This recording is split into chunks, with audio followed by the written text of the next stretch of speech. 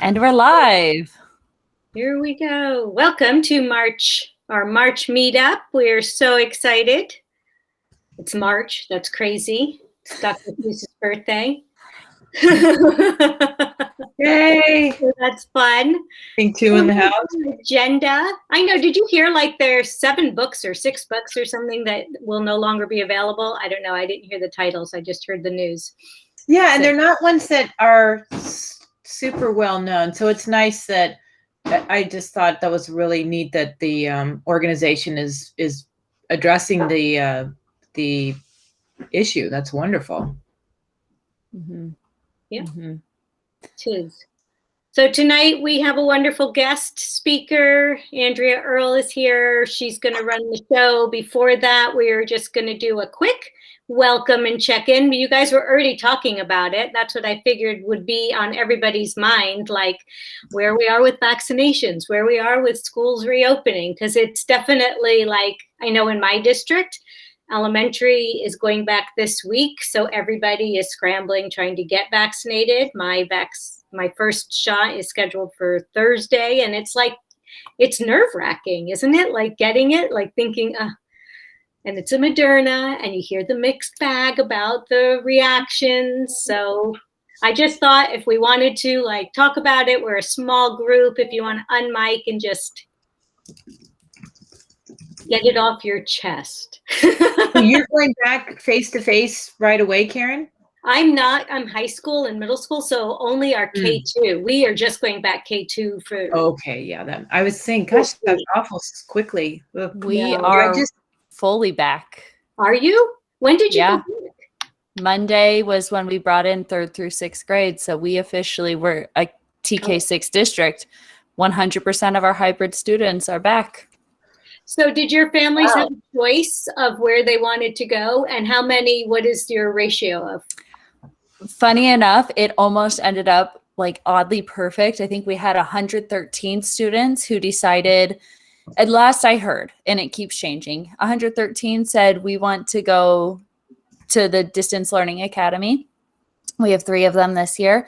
And it was like 110 in the Distance Learning Academy said, we're going to switch and we want our kids to actually be hybrid. So it like almost worked out perfectly, but that was last I heard. Who knows? Maybe today we had 75 more switch. Every day they switch. So it's fun. Yeah, that's kind of the mood. In Santa Ana, our rates are too high, so our district didn't even apply for the bonuses, but they're super motivated. We have, every time I walk in my room, there's a new piece of equipment. There's iPads for every teacher. There's second screens for every teacher. There's stands and microphones. There's the dividers. So as soon as the rates come down, I'm kind of thinking it won't be this school year, even for our littles. But we do have we do have 15 students that have the most issues with distance learning at every school site, and then but it's just they're coming down, and our district is actively testing people throughout the district, and we actually give the vaccinations out in our district at our schools to our local Santa Ana residents. So it's really proactive. That's great. We don't have that. So Tori, you've been back since September. How's it been going? So I actually work with the virtual academy through IUSD, but my school site that I'm attached to, they've been hybrid since September. Around December and November, the cases started spiking. I think my school's biggest numbers were like 5 students at one point. Wow. The high schools in IUSD were in the 30-40 range with students with active cases, but they've been open since September-ish, I think. Yeah. That's our fear, because we've had a lot of outbreaks just within our community with our high school and middle school students. Like we know of families and groups of friends that have been impacted. So putting them back in the building, like they're not in the building yet, and we know it's happening. So that's a fear. So yes, the grid extension is a problem. It is. So what happened, just so you all know, and so you can share with your district and with everyone else who doesn't know yet, the creator of the grid view extension is no longer supporting it. And so you actually want to remove it, because as the updates keep happening with Google Meet, the grid view is not updating and it's not being backed anymore. It's basically like a dead extension that if you still have it, it's there. It's just going to screw up your Meet. If you don't have it, that's most ideal. So then, so yeah, you do need to, Christina, you're saying your district said to get rid of it. We said the same thing. You need to remove the extension. You may, for the sake of the meeting, because you still have it, you may need to remove it, leave the meeting, and come right back. And my guess is you're probably seeing either like lots of names as black bars going across, or the names are all wonky. It's because the grid view is not working anymore. Nope, you got to remove fix too. That none of the extensions, all the grid view extensions are done. So what happens, just so you can also take this back, because this has been my fun for the last week or so, is you can no longer see all of your students when you're presenting. There's a fix to that. The fix is you have to use Control and the minus button to zoom out. Mm-hmm. So set your screen at about, or your window at about 80%, and 80% lets you see. I was on a Meet today. It lets you see like 40 people. So it stinks because it makes the chat little teeny, smaller. It makes everything smaller, but it does make it so you can see your students. Also, students are no longer going to be alphabetized. That was part of the extension. Without the extension, you can't use that. Yeah, you can use an extended monitor too, which is what I use. So I didn't realize it was an issue until someone finally showed me, and I was like, oh, I guess I have a bigger screen. It is all about screen space. But yes, you need to remove all grid view extensions. They are not supported anymore by the people who created them. And please get that word out there, because people have them and they're experiencing a lot of issues. The issues will not stop. They're not updating it. Yeah, that was a good question. Good way to kick us off. Hopefully I answered. I really don't like having to say that, well, the answer is it's broken, so you have to delete it. But in this case, the answer is it's broken, so you have to delete it. The worst thing is when you have to tell people, no, really, you have to restart your computer. I swear that's not I'm not being a cheater. Yeah, that's another fun one too. All right. I definitely want to make sure we give Andrea time, because I'm super excited about this and the giveaways and everything else. Really looking forward to your session. So Andrea, I'm going to stop sharing and give you the floor. Sounds good. Hang on one second. Let me do this correctly. Oops. And all right. Present now. Entire screen. Get the right one. And there it goes. Okay. So, all right. I think we got it there. All right. My name is Andrea Earle. I am a teacher in Santa Ana. I've been teaching for 36 years, and I'm currently working as an instructional coach with a focus on technology. My focus is supposed to be to help with instructional practice using technology, but at the moment, I'm more like a firefighter putting out fires when the district does stuff. I am a Canvas trainer, so I do a lot with Canvas. I really support our schools and teachers with Canvas implementation. And I'm going to share with you today some Edu Protocols. And I've planned this to kind of be an intro session. So if you don't really know anything about Edu Protocols, this is perfect. If you already, used some, maybe it'll be a refresher. But the two I've picked to share with you today, I call them the entry drug. They're the easiest to start. You could use them tomorrow, and then you're going to be hooked. So let's see if we can, oops. Okay, now I'm not seeing my presentation here. Wait, let me close the chat. So I'm going to close the chat, Stacy. So if anybody asks anything, feel free so I can see what I'm doing. Oh, now I can't see people. You're right. Yeah, Christine is showing you her Edu Protocols book. Oh, yay. Tell us if you do win tonight, we're giving, John Crippo is going to mail you a signed copy. And so tell us which one you want if you win. So, okay, now I can't see people. This is annoying. You're right. Yeah, zoom out. So control and the control and Yeah, minus. I It's did not. never. No. All right, so I'm going to go back to the right view. Sorry. No, you're good.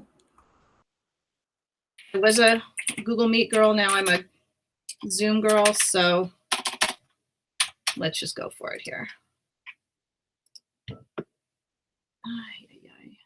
Go back to people. I pinned the presentation and now I lost everybody. Okay, there we go. We're good. Sorry. Okay.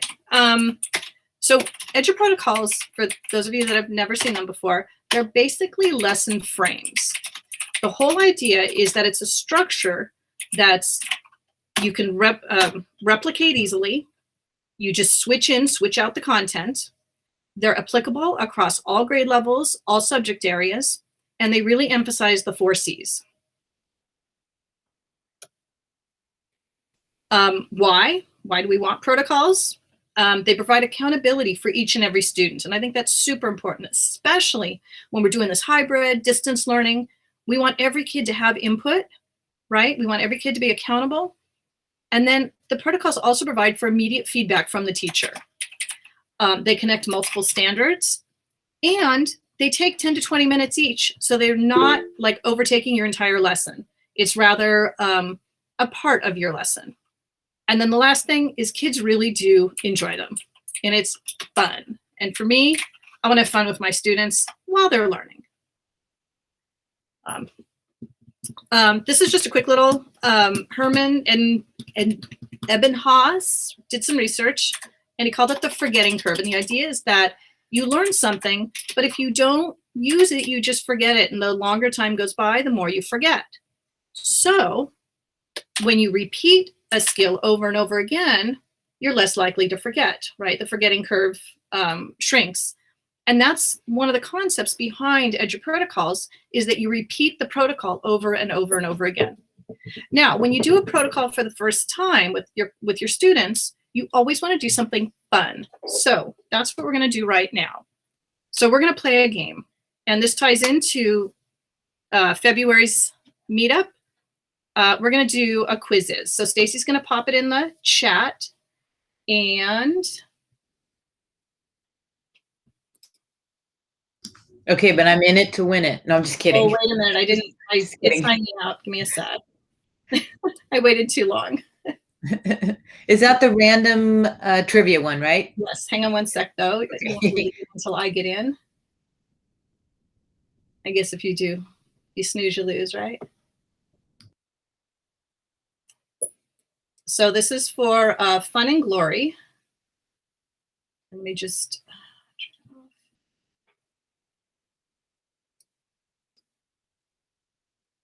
all right, here we go. So everybody go ahead and log in. You're going to go to, can you see that now? There you go. Yeah, Andrea, the one I put in was the actual link to your quiz. So right, this is correct. It's sorry the same, about that.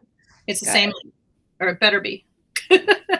joinmyquiz.com. So you can do it on a phone, on your computer, open a second window, and you can use your real name, fake name, don't care. We are recording, so make it school appropriate. So, Tori and Becky are in first.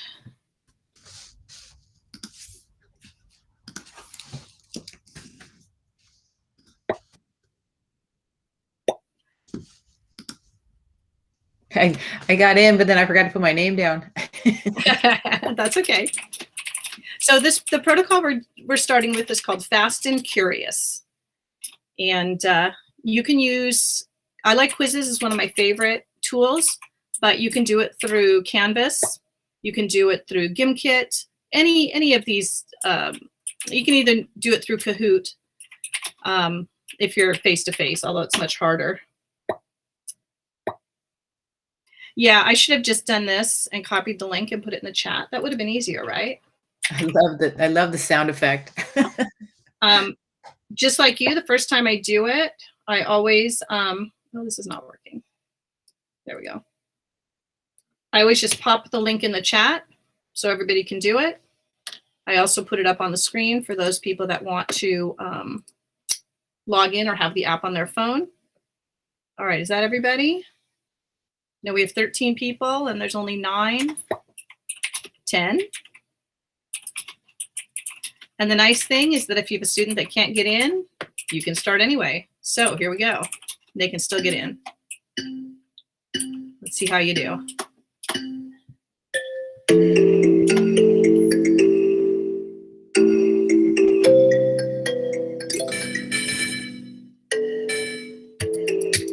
You wanna play? Sorry. Turn that down though.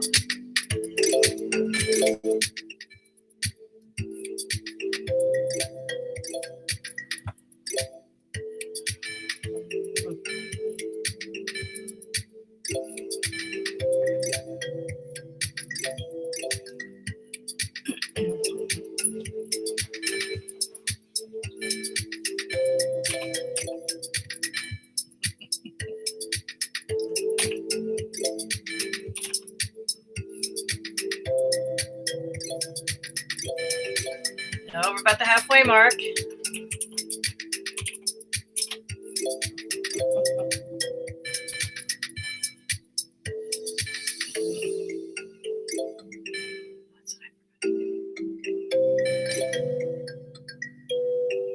No Googling the answers.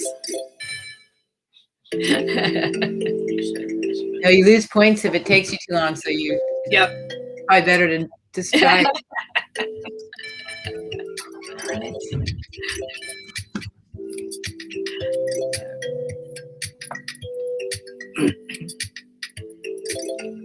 I can't believe I missed Rutherford. All right. We got Natalie in the lead. Kathleen's coming up second. Stacy in third.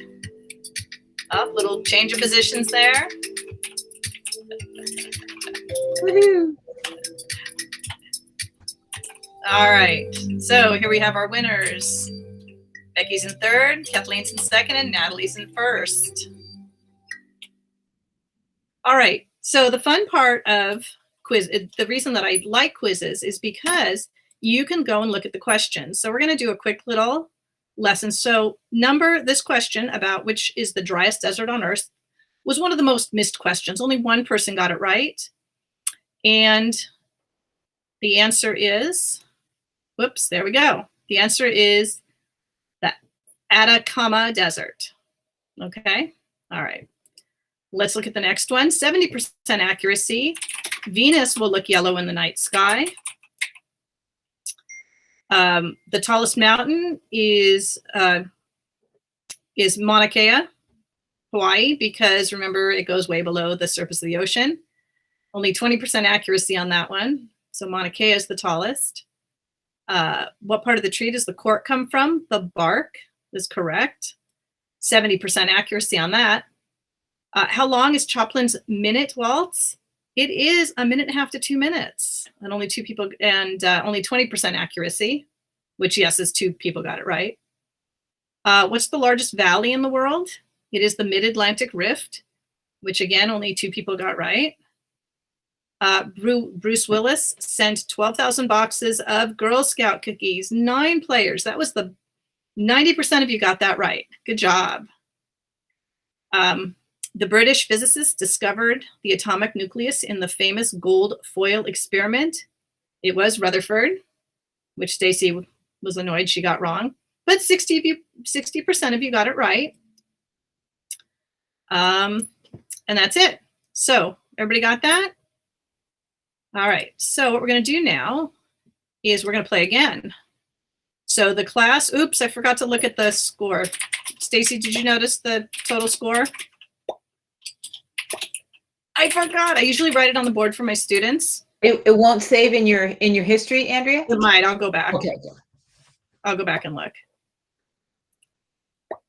But It's I looked really at the good. class. It's really good about saving data. That's Yeah. what I think.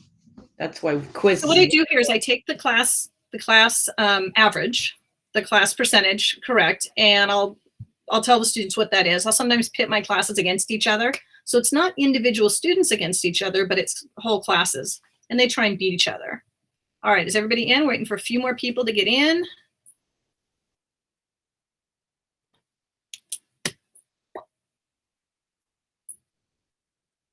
Okay, waiting for 2 more people.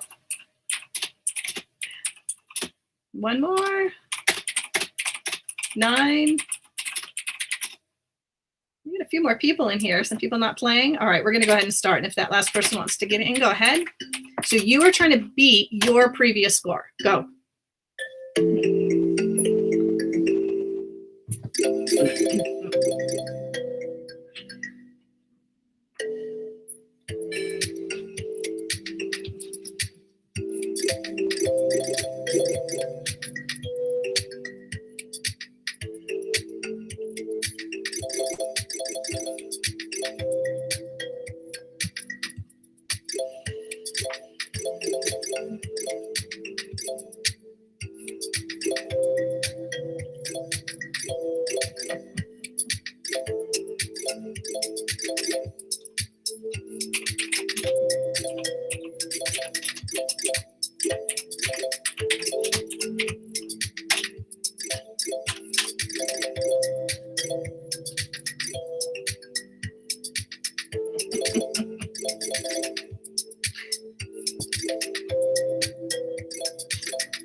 I see some smiles from people that are doing better than before. Yay. All right, so we're almost done. A couple more people. You'll notice we're at 97% accuracy on the second repetition. I love that you're sharing this one, Andrea. This is one of the first things I saw John present on. Was about, you know, All right, it's we're not just enough gonna to just pop give a kid. over really quick and see which questions were missed. All right, so here. So now, because everybody got such great scores, it was speed as well. With Becky in third, Tori in second, and Karen in first. And then look at the mastery party, everybody. They got 100%. Good job, you guys. So think about it. That was 1 repetition. Think about if I repeated this every single day for a week. What kind of memory would the kids have, right? What kind of, it would just so increase their recognition of, and this is just silly, you know, facts, right? Let me go back and look. I do want to see if, so we had 97% accuracy. You can see the class accuracy. Oh, it was 98. Here we go, 98% accuracy. The toughest question was the driest desert again. The question that took the longest to answer was, what is the driest desert? And the average time taken per question was only 2 seconds. Okay. And if I exit that, I can download the results. I can know who did what if I want that for my students. I'm going to close that. Let me see if I can go to my reports and just do a quick comparison. Actually, you know what? I'm not going to do that because you guys get, I think everyone gets the idea. But the whole point of Fast and Curious is the repetition. Now, you can use it to assess prior knowledge. So before you start a unit, see what kids already know. You could introduce new vocabulary. You could do it as a formative assessment. You could do it as an SEL check-in. And it's fun, right? So Fast and Curious has just 3 steps. It's a quick rep, immediate feedback, and 1 more rep. And that's Monday. Then on Tuesday, you do another rep. Wednesday, another rep. Thursday, another rep. And you're done.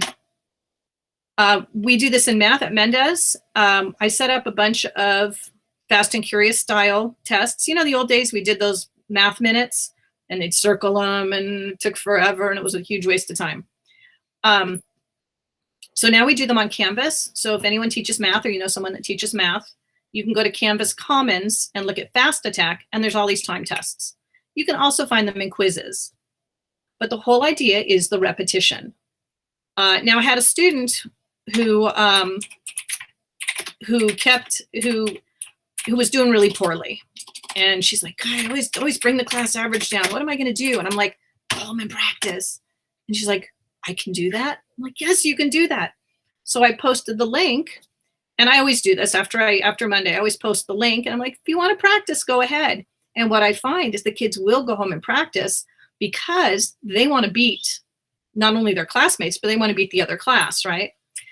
And that gives them more practice. Do I care if they do this? I mean, I've assigned it 4 times, right? Do I care if they do it 10, 12, 13 times? Absolutely not. And this beats the heck out of worksheets, right? And looking up the definitions in the dictionary and writing the word 5 times, boring. This is much more fun and much more effective.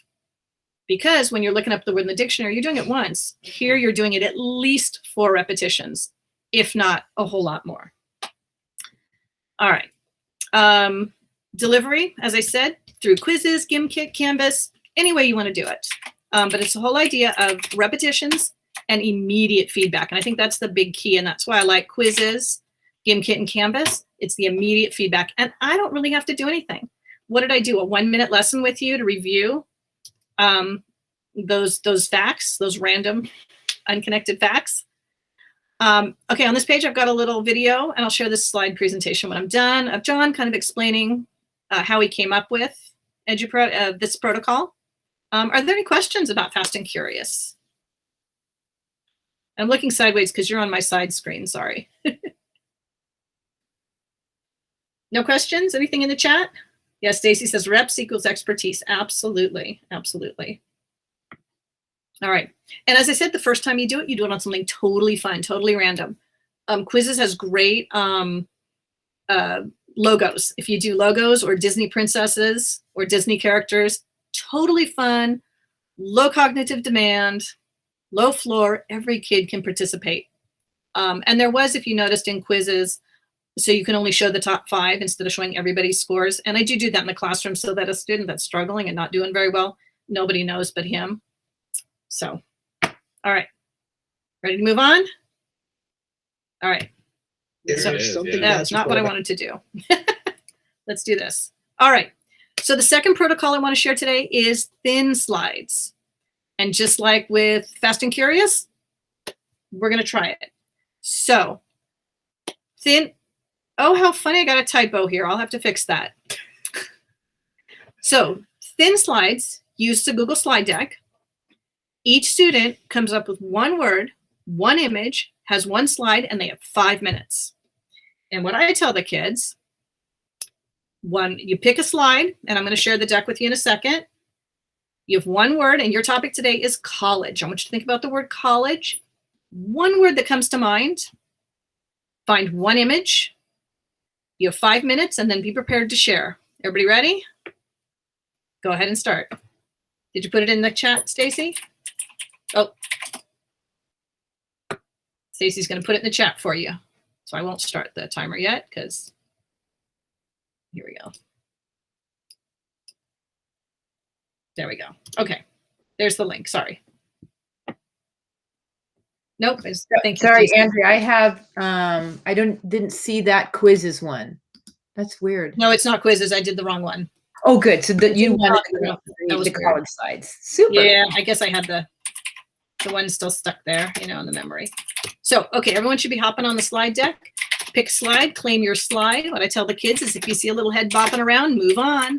Doesn't matter. So I'm going to give you about 5 minutes to do this. And since music makes everything better, there we go. Or not.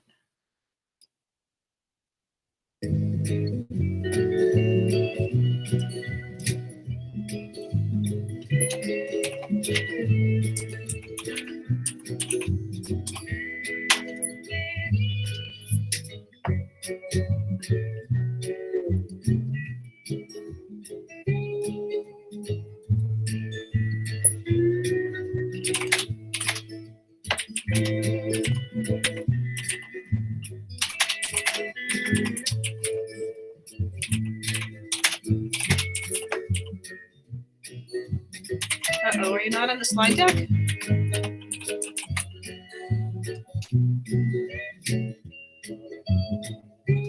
We're on the one Stacy put in the chat. Is that Yeah, different? the word for colleges, right? Oh, shoot. Okay.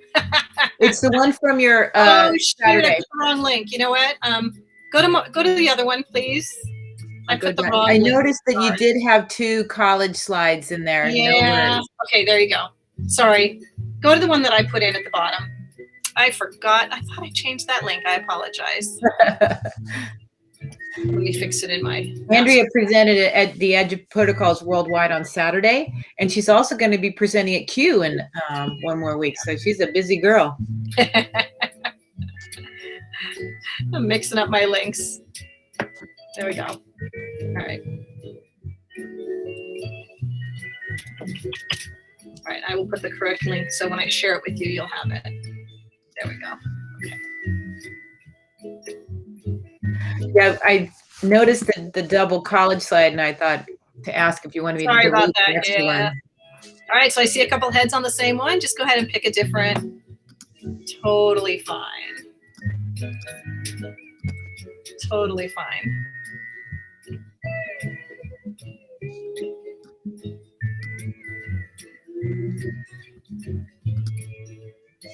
Now, I think someone else has already shared this little trick, but when I have the students working, I don't show them the shared deck. They just look at the directions with the timer that I have on the left. But for me, I pick the 6 little dots on the bottom and I go to the viewer, the slide viewer, and I can see everybody's work at one time. Super helpful. And of course, in class, I have the kids log in with their Google account so I know who's who, right?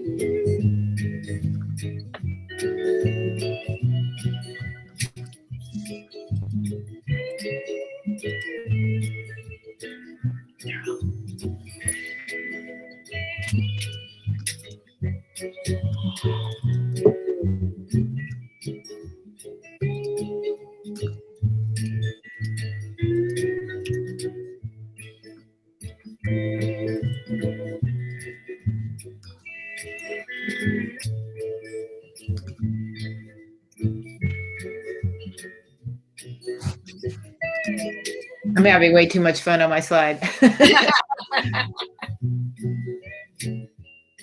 And I see pretty much everybody's almost done, and it's only been 4 minutes. And you'll find that the more often you do this with students, the quicker they will be.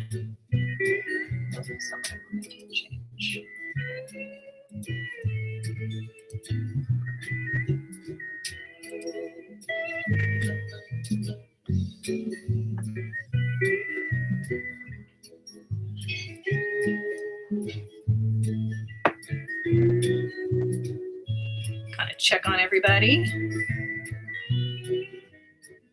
So yeah, most people are done. You've got 35 seconds. And then I'm going to go ahead and change the sharing permissions. So oh, wait.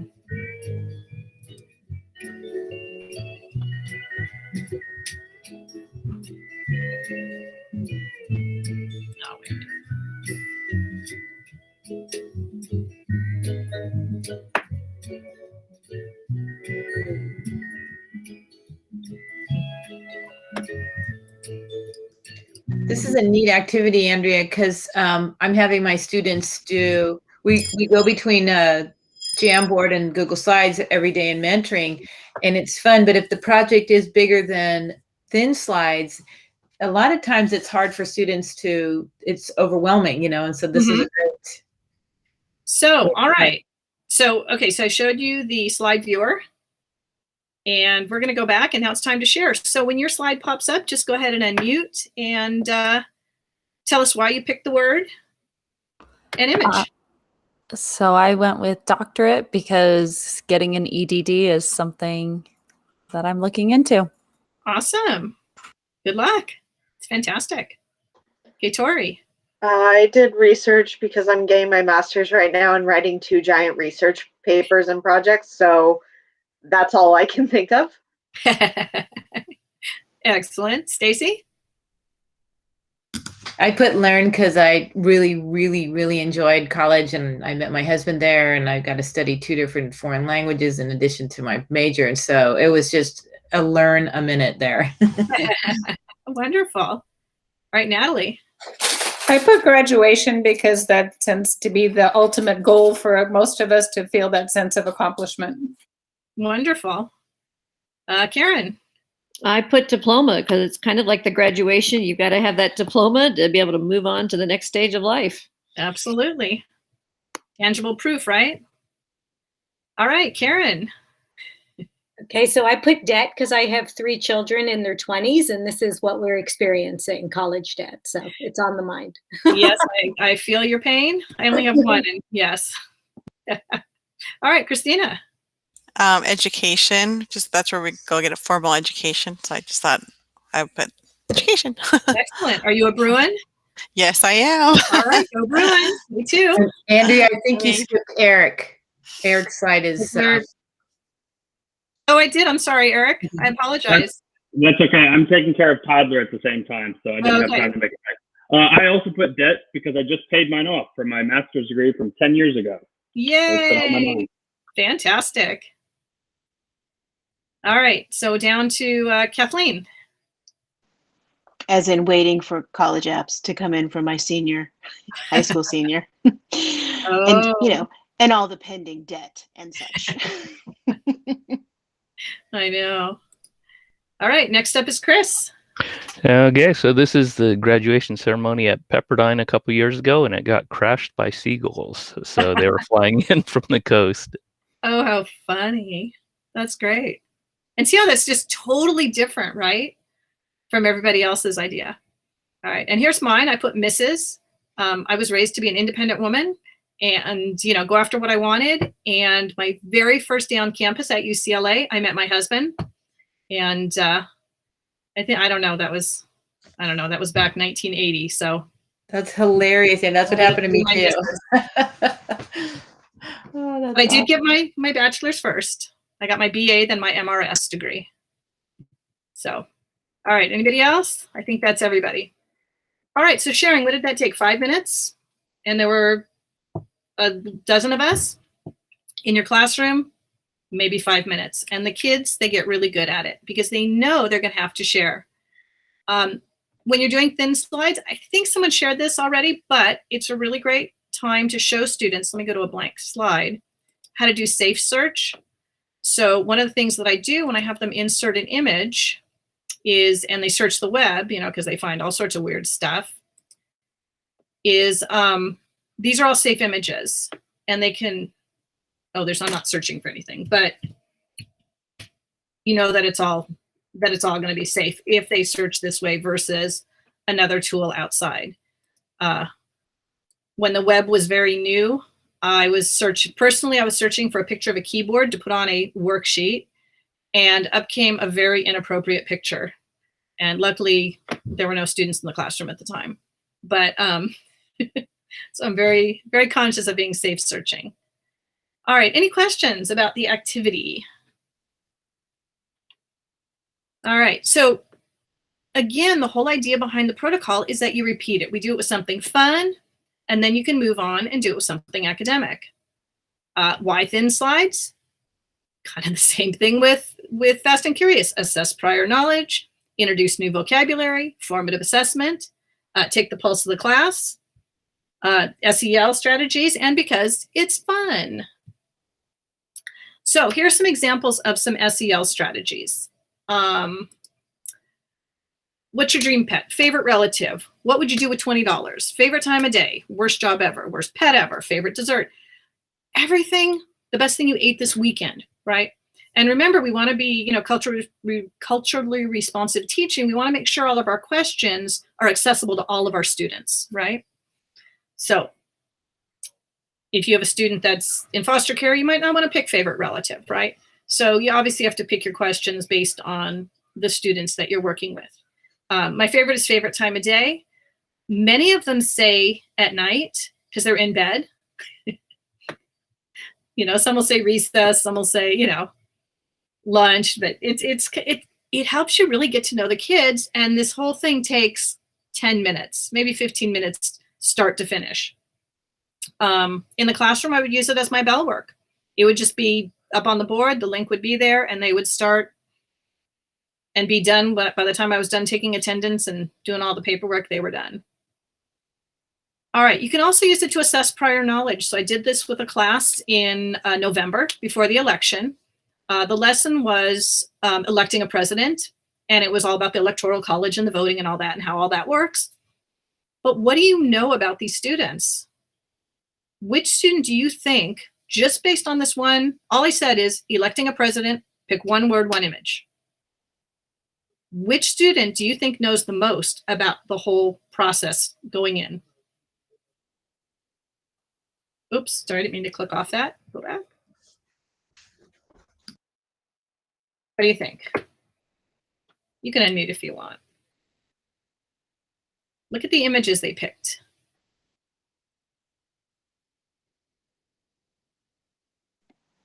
I'd say the voting one. The voting? Okay, why?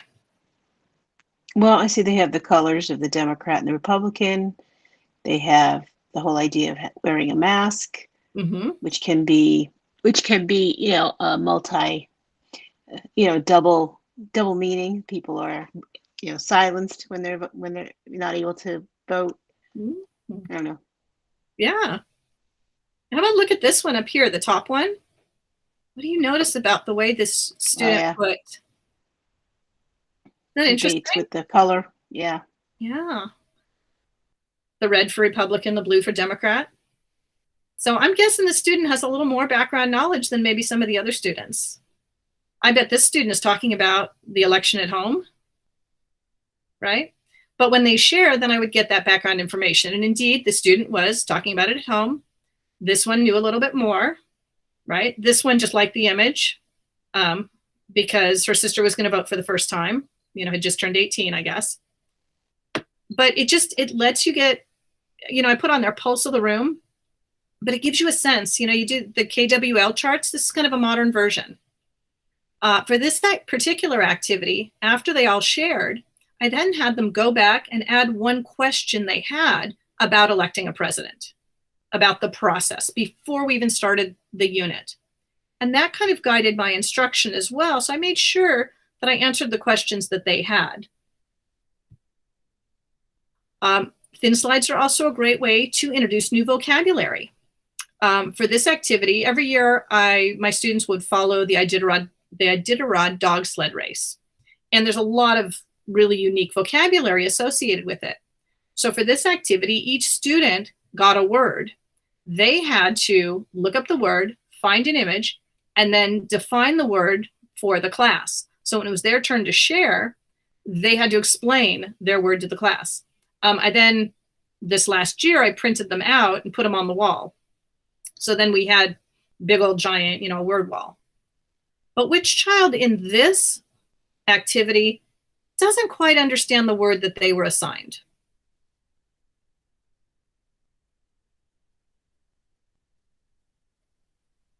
Can you see which one doesn't quite understand the word they were assigned? Urban area. Exactly. Yeah, urban area.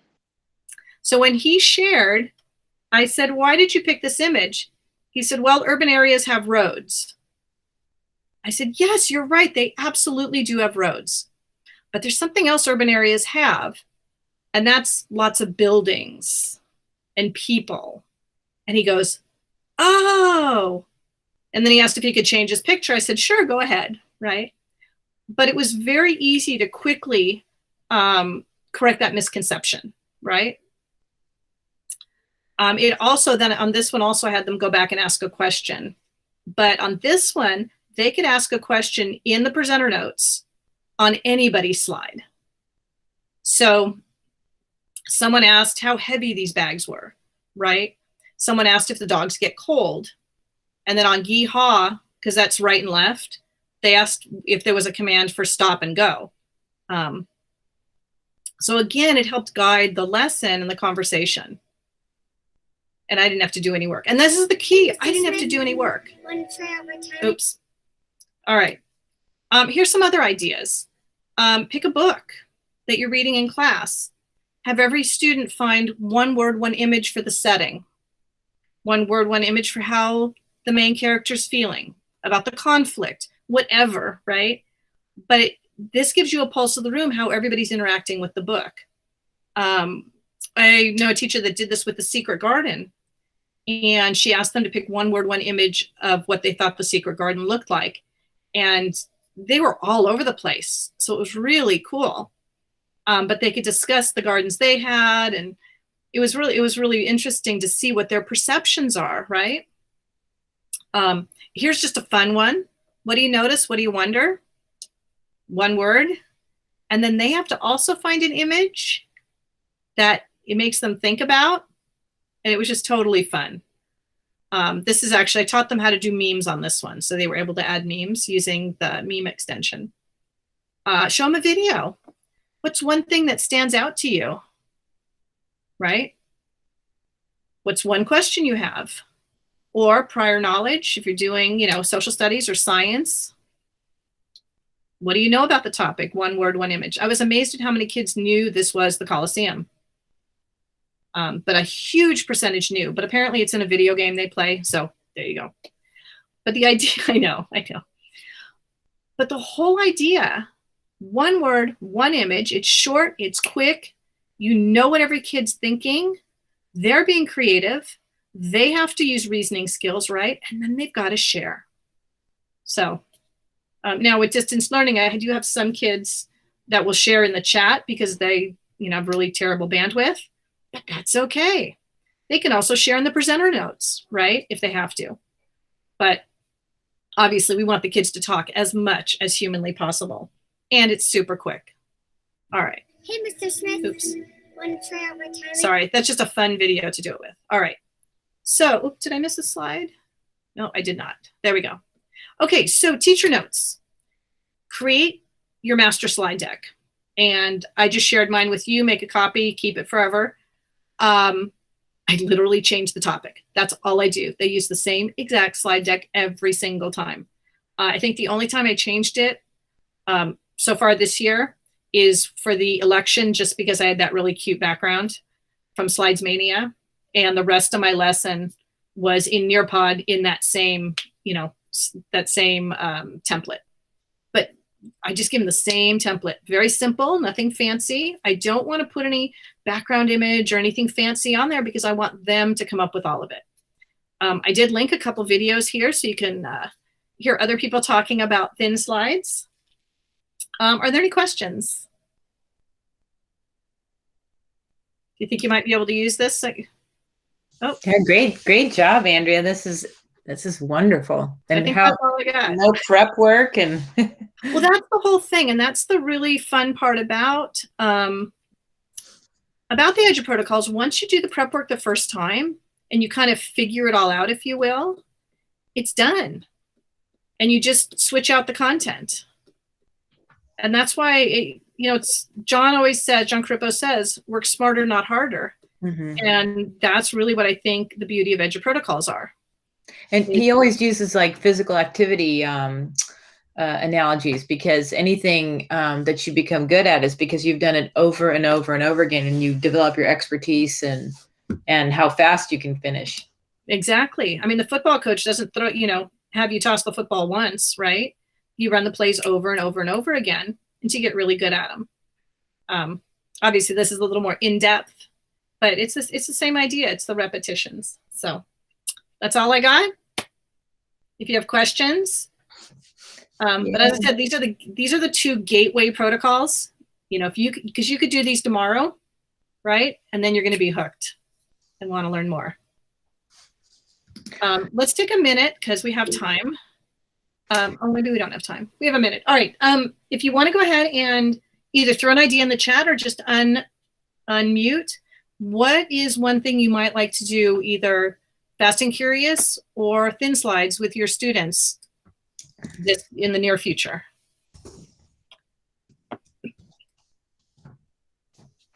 Or any questions on management or anything? I really liked the vocabulary. That was way cool. Everything about the thin slides I can use every day, especially with my mentoring students. But I was like, what a great way to do vocabulary. Yeah, and you notice it was one word, one image, right? So there's also thick slides. that's when they put more information, right? More analysis on the slide. So there is a use for that as well. But start off, keep it super simple, straightforward, straight through. All right. Yes, math facts. It's a much better way to do math facts, isn't it? They're so boring, but they got to know them. There is a point where things just need to be automated, right? Eric? Yeah, I was going to say, I teach high school English, and we're finishing up The Great Gatsby, but I think for next time, doing that at the beginning when we start our discussions about the American dream, I think that would be really interesting, because that's kind of where I direct them to go, is it has many meanings, but to get that from them first, I think would be a really good conversation starter. Absolutely. Absolutely. Anybody else? Just one of the great things about thin slides is it really gets students comfortable talking, discussing, so that it builds your classroom discussion. It's a simple, easy way. It's kind of like you were saying, the gateway into EduProtocols. It's the gateway into discussions too, into more meaningful, deeper discussions, because they get used to the fact that they have to talk and discuss. Right. You know, cite their evidence, make a claim, right? And then you can start bringing in, you know, I just said, tell me a reason, why'd you pick it? But later I could bring in the vocabulary, all right, make a claim, right, on why you think. And then I could start bringing in the academic vocabulary. But I started out easy, fun topics, so it's very non-threatening. And everybody, you know, all of you had some, you know, some preconceived ideas about college, or I shouldn't say preconceived, but you had some background knowledge of college. It was a totally accessible topic. Your students all have, you know, knowledge about certain things, you know, their dream pet or the worst pet ever. That was really fun, by the way. I had a student pick a porcupine, and one boy put a picture of his dog. Oh, and no. I guess the dog had just chewed up his favorite pair of tennis shoes. So he's in the doghouse. So the whole class was commiserating with him, and it was great, you know. And it does start conversations with the kids. You know, of course, when they're in person, they then, you know, will carry those conversations outside the classroom. But even online, it's better than.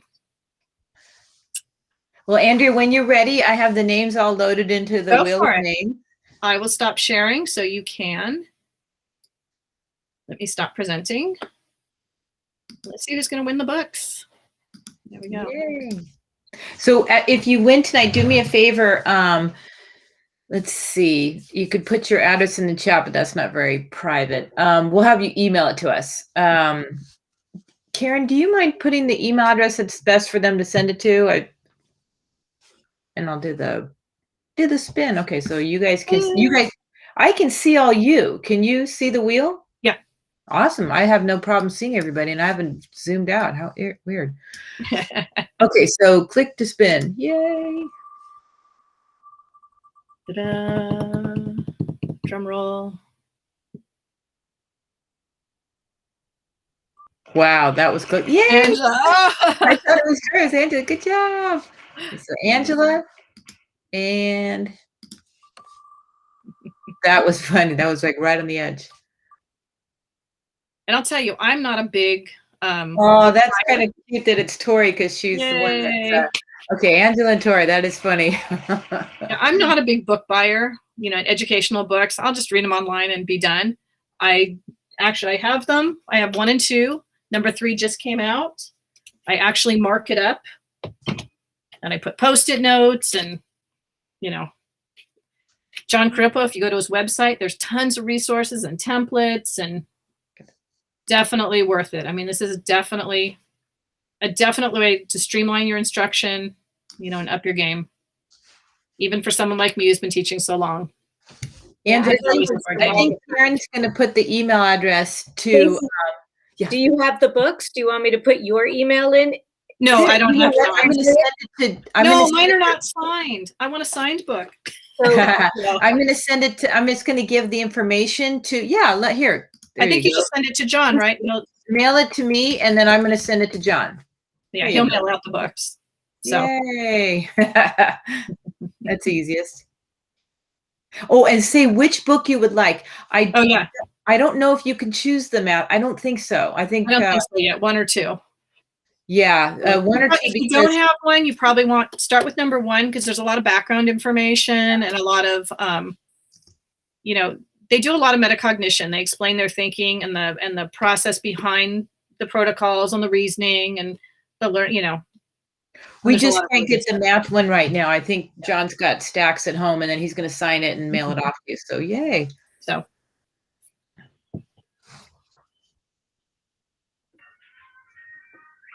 All right. Awesome. Thank you so much. That was wonderful. My pleasure. It was fun. Do you guys mind if I take a screenshot of all of us together and give everybody a heads up and I'll go for it. I'm going to stop recording.